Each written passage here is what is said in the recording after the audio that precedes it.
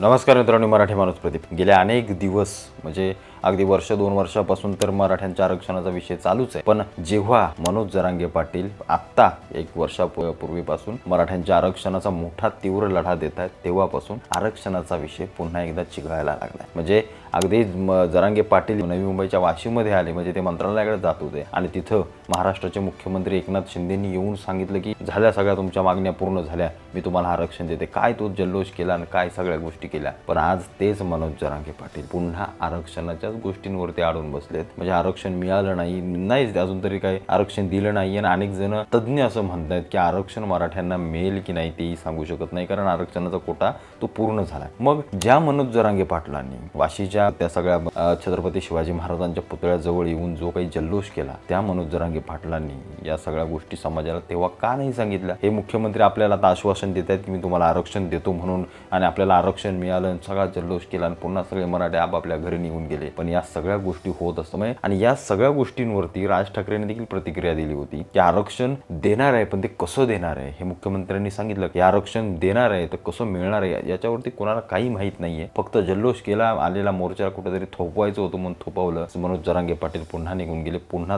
तेच मनोज जरांगे पाटील आज फडणवीसांवरती, एकनाथ शिंदेवरती आणि या सगळ्या राज्य सरकारवरती टीका करतात. पण एका बाजूला ओबीसी आरक्षण किंवा ओबीसी आरक्षण वाचवा म्हणून ते लक्ष्मण हाके ओबीसीच्या सगळ्या संघटनांकडून ते आंदोलनामध्ये उतरले. आता ते अचानक कुठून आले? लक्ष्मण हाके ज्या प्रकारे सगळ्या मागण्या घेऊन येतात, या सगळ्या गोष्टी राजकीय मला असं वाटतं गोष्टींकडे घेऊन जातात. आणि म्हणून मी खास व्हिडिओ तुमच्यासाठी बनवतोय की नक्की याच्या मागे राजकारण काय चालू आहे. मला जे दिसतंय, मला जे मी अनेकांकडून माहिती घेतली, अनेकांनी मला सांगितलं, त्या गोष्टी मला तुमच्या समोर आणायच्या. सगळ्यात महत्त्वाची गोष्ट एक मी तुम्हाला नमूद करेन या व्हिडिओमध्ये, ती म्हणजे काहीतरी 1993-94 साली शरद पवारांना जेव्हा मराठ्यांना आरक्षण देण्याची वेळ आली, तेव्हा शरद पवारांनी ते आरक्षण मराठ्यांना न देता ते आरक्षण ओबीसी आणि या सगळ्या बाकीच्या प्रवर्गामध्ये मोडलं आणि आरक्षणाचा 50% कोटा पूर्ण केला. आता ज्या प्रकारे आपल्या घटनेमध्ये आरक्षणाचा कोटा आहे त्याच्यावरती आता आरक्षण देऊ शकत नाही, आणि जर त्याच्यावरती आरक्षण द्यायचं असेल तर मग ते अगदी वरती केंद्रामधल्या सगळ्या सरकारांचं, सगळ्या लोकांचं, मंत्र्यांचं, सगळ्यांचं लोकसभेमध्ये एकमत होणं महत्त्वाचं आहे. सुप्रीम कोर्टाचा निर्णय असेल, म्हणजे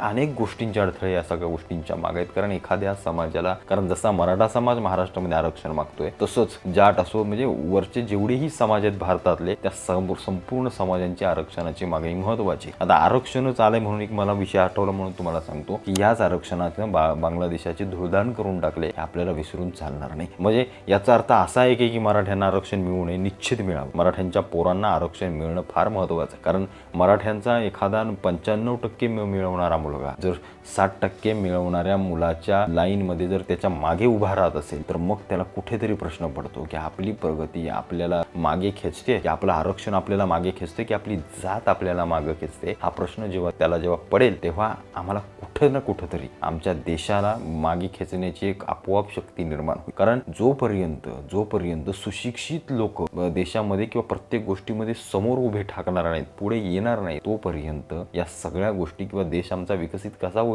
सांगा ना मला, कसा होईल? म्हणजे 60%चं पोरगं, त्याला काय अभ्यासातलं काही गती नाही, त्याला कशाचं काय माहीत नाही, त्याला अभ्यास करायचे की ते माहीत. फक्त जातीचं प्रमाणपत्र घेऊन तो जर सगळ्यांच्या पुढे जाऊन उभा राहत असेल, म्हणजे एखादा, मला साधं उदाहरण घ्या ना, एखादा जिल्हाधिकारी किंवा IAS ऑफिसर जर 60% पाडणारा मुलगा होत असेल, जातीची गोष्ट आहे म्हणून, कसा आमचा देश पुढे जाणार? आम्ही काय करतोय? म्हणजे मी तुम्हाला असं नाही सांगत, पहिली गोष्ट म्हणजे माझं वैयक्तिक मत आहे की 90% कुठल्याही जातीच्या मुलाला पडो, त्याला ते पहिलं प्राधान्य द्या, त्याच्या गुणवत्तेवर त्याला प्राधान्य द्या, त्याच्या सगळ्या गोष्टीवरती, क्षमतेवरती त्याला प्राधान्य द्या. आणि या सगळ्या गोष्टी कुठेतरी मराठा समाजाला खटकतायत की साला माझ्या पोराला 90% मार्क पडून मला या कॉलेजमध्ये लाख रुपये भरायचे आहेत, आणि याच्या पोराला 60% पडून हे 20-25 हजारात त्याचं काम करते, निघून जाते. मग कुठे ना कुठेतरी ही जातीचा संघर्ष आणि या सगळ्या गोष्टी निर्माण होत आहेत, ज्या गोष्टी जर जातीय सगळं आरक्षण कुठेतरी येऊन थांबवलं असतं तर या गोष्टी पुढच्या काळामध्ये मला असं वाटतं घडल्याच नसत्या. या जातीय आरक्षणाच्या गोष्टी पुढे जाऊन भारताच्या सगळ्या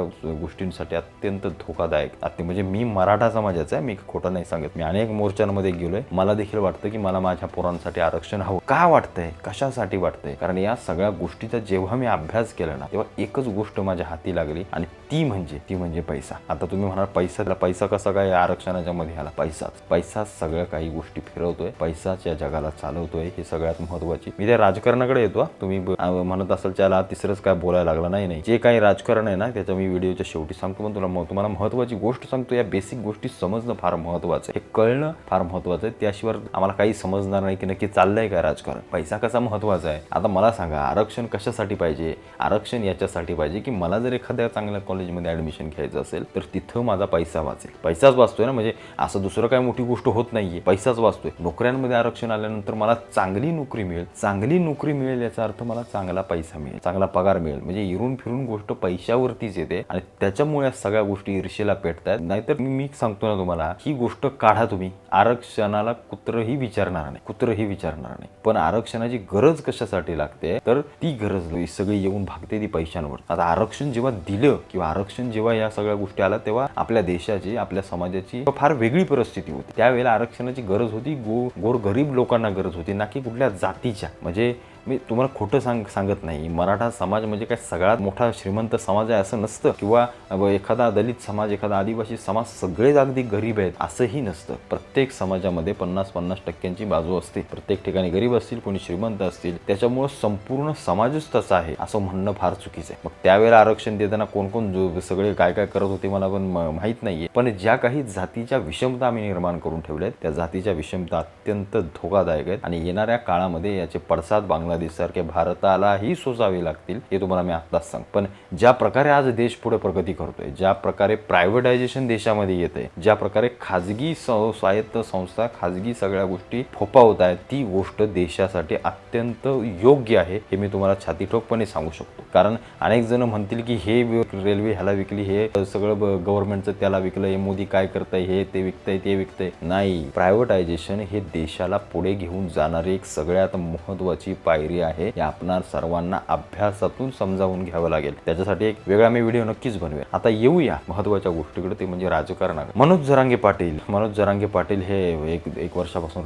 सगळ्या गोष्टींना चिघळवत आहेत म्हणण्यापेक्षा ते चांगल्या समाजाची चांगली मागणी, तर चांगल्या मागणीसाठीच ते काम करत आहेत आणि त्याच्यासाठी माझा एक वैयक्तिक पाठिंबा असेल. पण तेच मनोज जरांगे पाटील फडणवीसांनीच असं केलं, त्या एकनाथ शिंदेनीच असं केलं, ते त्यांनीच तसं केलं. एका अशा सगळ्या गोष्टीकडे, एका सगळ्या बाजूकडे ते बोट दाखवत आहेत की जी बाजू सगळ्या आरक्षणाच्या वेळेला कुठं राजकारणात नव्हतीच. म्हणजे तेव्हा फडणवीस आणि एकनाथ शिंदे तर कुठं राजकीय गोष्टींमध्ये समोर देखील नव्हते. जेव्हा शरद पवारांनी 1993-94 साली मराठ्यांच्या आरक्षणाला या सगळ्या गोष्टी अडकवून ठेवल्या, पण त्यात मला असं वाटतंय की मनोज जरांगे पाटलांनी प्रथम शरद पवारांना प्रश्न विचारले पाहिजेत. त्यांच्या विरोधात पहिलं आंदोलन केलं पाहिजे की तुम्ही मराठ्यांना का फसवलं. कारण तुम्ही जर तेव्हा मराठ्यांना आरक्षण दिलं असतं तर आज काही वेगळी असते. म्हणजे आज या आरक्षणाच्या गोष्टी चिघळण्याचे काही कारणच नव्हते. कारण आरक्षण मुद्दा हा महाराष्ट्रात फक्त मराठा समाजाच वरती काढतोय आणि त्यांच्याच या सगळ्या गोष्टी प्रखरतेने दिसतात. म्हणजे आहे मुस्लिम आरक्षण आहे, अजून सगळ्या गोष्टींचं आरक्षण आहे, पण मराठा समाजाचं मोठ्या प्रमाणामध्ये या सगळ्या गोष्टी दिसत आहेत. त्या कदाचित आता चित्र काही वेगळं असतं. लक्ष्मण हाकेंना इकडे ओबीसी कडून हे ते सगळ्या गोष्टींसाठी बाहेर उतरलेत. पण असंच सांगितलं जात आहे की फडणवीस लक्ष्मण हाकेंना चालवत आहेत आणि इकडे शरद पवार मनोज जरांगेंना चालवत आहेत आणि एकनाथ शिंदे हे मनोज जरांगेंची सहानुभूती घेत आहेत. आणि खरोखर या मागच्या लोकसभेमध्ये मनोज जरांगे आणि मराठा समाजाची चांगलं मतदान हे एकनाथ शिंदेनं झालं. मग कुठेतरी असे प्रश्न निर्माण होत आहेत की कुठं ना कुठंतरी फडणवीसांना, एकनाथ शिंदेंना देखील संपवायचं आणि त्याच्यामुळेच ही सगळी बॅटल चालू आहे, ही सगळं युद्ध चालू आहे ओबीसी आणि मराठ्यांमध्ये. पण पोरांनो, एक सांगू का, हे राजकारणी आहेत. हे उपोषण करणारे असले काय आणि उपोषण करवून घेणारे असले काय, प्रत्येकाला प्रत्येकाचा फायदा असतो. कारण ज्या मराठा समाजाला खरोखर कोणाला आरक्षण द्यायचं असतं, ज्या मराठा समाजाची कोणाला तरी उन्नती करायची असते, महाराष्ट्राच्या सगळ्या जातींची उन्नती करायची असते, तर इतक्या वर्षामध्ये आपल्या जातींना, आपल्या लोकांना असं रखडत राहावं लागलं नसतं आणि या सगळ्या गोष्टी पाहण्याची ही वेळ आली नसती. एवढंच मी तुम्हाला सांगतो. मराठ्यांना आरक्षण मिळावं का, तर मी नक्कीच मिळावं. कोणाच्या आरक्षणाला धक्का न लागता मिळावं आणि त्यासाठी प्रशासनानं, शासनानं, सर्व लोकांनी मोठ्या स्तरावरती काम करावं. जर या गोष्टी होत नसतील तर सगळं आरक्षण रद्द करा, आर्थिकदृष्ट्या आरक्षण द्या. जो खरोखर दुर्बल आहे, ज्याला खरोखर आरक्षणाची गरज आहे, मग तो कुठल्याही जाती धर्माचा असो, त्याला आरक्षण द्या आणि त्याला समाजाच्या पटलावरती घेऊन या. एवढंच मी तुम्हाला सांगेन. तुम्हाला काय वाटतं या सगळ्या गोष्टींबद्दल मला आवर्जून कळवा. भेटू पुन्हा एकदा का नवीन व्हिडिओसोबत. तुर्तास धन्यवाद.